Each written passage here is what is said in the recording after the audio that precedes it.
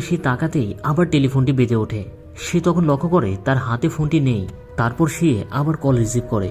তখন ওই মহিলাটি আবার বলে, আমরা একটি অ্যালার্ম ডিটেক্ট করেছি, সম্ভবত আপনার ওখানে কোনো সমস্যা হয়েছে, তাই তারা সেখানে পুলিশ পাঠিয়ে দেয়। তো পুলিশ বেশ কিছুক্ষণ খোঁজাখুঁজি করে এবং কাউকে না পেয়ে রোজকে বলে তারা সেখানে কাউকেই পায়নি।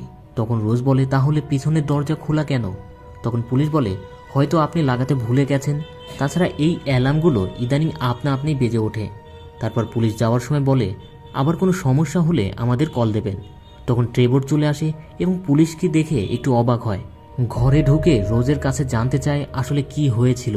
তখন রোজ বলে, আমি হয়তো পিছনের দরজা লাগাতে ভুলে গিয়েছিলাম, সেই জন্য অ্যালার্ম বেজে উঠেছিল, আর তার জন্য পুলিশ এসেছিল কোনো সমস্যা হয়েছে কিনা। সে আরও বলে, ইদানিং সে উল্টো পাল্টা হ্যালোসিনেট করছে তার ওই পেশেন্টটি আত্মহত্যা করার পর থেকে, তাই সে 1 সপ্তাহের জন্য ছুটি নিয়েছে। তখন ট্রেভর বলে, তুমি ঠিক আছো তো?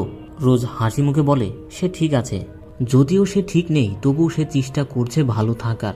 তারপর রোজ তার বিড়ালকে খাওয়ানোর জন্য খুঁজতে থাকে, কিন্তু আজকে সে তার বিড়ালটিকে কোথাও খুঁজে পাচ্ছে না।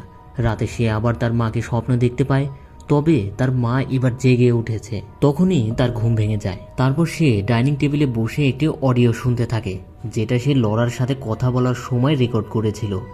সে কিছু